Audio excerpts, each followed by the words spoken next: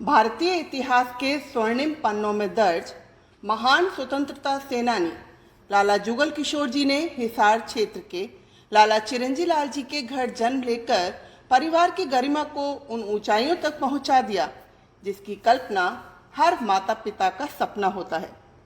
सन 1885 में जुगल किशोर जी ने अपने इसी हिसार की अपनी मातृभूमि हिसार की जमीन पर एक सरकारी विद्यालय से मैट्रिक की परीक्षा पास की और आगे उच्च शिक्षा के लिए हिंदू कॉलेज दिल्ली और फिर फोरमैन क्रिश्चियन कॉलेज लाहौर गए।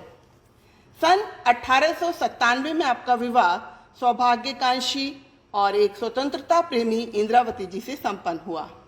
1897 तक स्वतंत्रता प्रेमी बाबू जुगल किशोर ने वकालत में अपना सिक्का जमा लिया था, परंतु कुछ और कर गुजरने की लालसा भी उनके मन में जाग उठी थी। गुलामी को देखकर उनका खून खौल उठता था, इसीलिए उन्होंने कांग्रेस में दिलचस्पी दिखाई और कूद पड़े स्वतंत्रता संग्राम की पवित्र मुहिम में। वो दौर डायरी लेखन का दौर था, इसलिए हिसार के एक प्रतिष्ठित नागरिक डॉक्टर रामजी लाई की डायरी से इस बात की पुष्टि हुई कि लाला जुगल किशोर हिसार में कांग्रेस के संस्थापकों में से एक थे।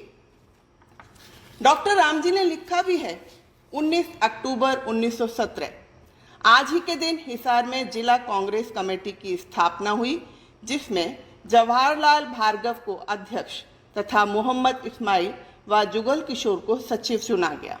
बस तभी से जैसे लाला जी ने अपनी मंजिल, अपना लक्ष्य या कहिए जीवन का उद्देश्य देश सेवा बना लिया।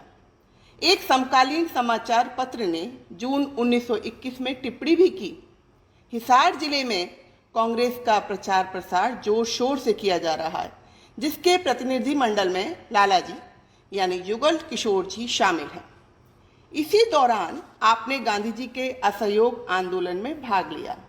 इस व्यक्तिगत सत्याग्रह में लाला जी की विशेष भूमिका भी रही। आंदोलन के लिए शिक्षित कर रहे लोगों में उन्होंने मामूली धाराओं पर हिसार से गिरफ्तार किया गया। उन पर भारतीय नियमों की रक्षा की धारा 38(5) के तहत मुकदमा चलाया गया। न्यायाधीश पंडित नारायण चंद्र जी ने उन्हें दोषी ठहराकर 18 महीने की सजा सुनाई। वे ए वर्ग के अभियुक्त थे, इसलिए पहले हिसार जेल और बाद में गुजरात सेल में स्थानांतरित कर दिए गए। पर ये जीवट व्यक्तित्व हार मानने वालों में से कहाँ थे?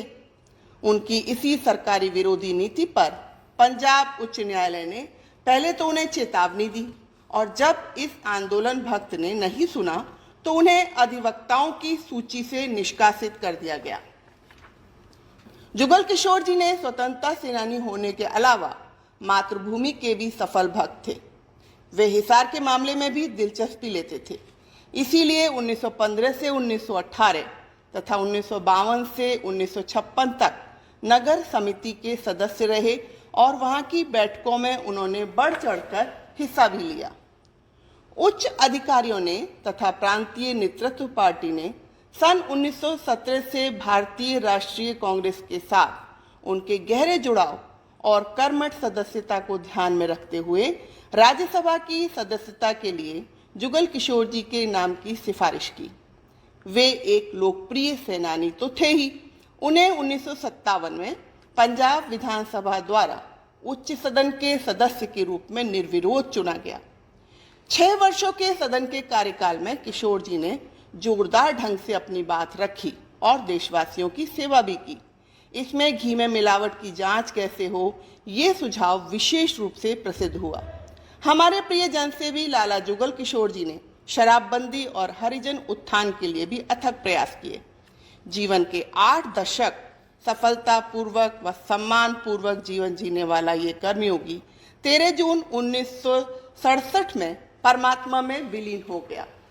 उन्हें सम्मानित करते हुए सदन के ही एक सहकर्मी ने उन्हें श्रद्धांजलि देते हुए कहा था, प्रतिष्ठित राजनीतिज्ञ, एक सामाजिक कार्यकर्ता और निष्काम भाव से कांग्रेस का समर्थन करने वाले सेनानी के सहयोग को हम सब इस सदन में सदैव संजो कर रखेंगे।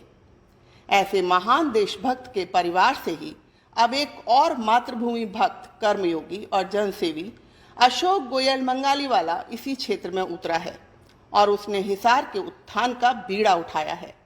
ईश्वर इस जनसेवी को भी सफल करे, यही कामना है। जय हिसार, जय भारत।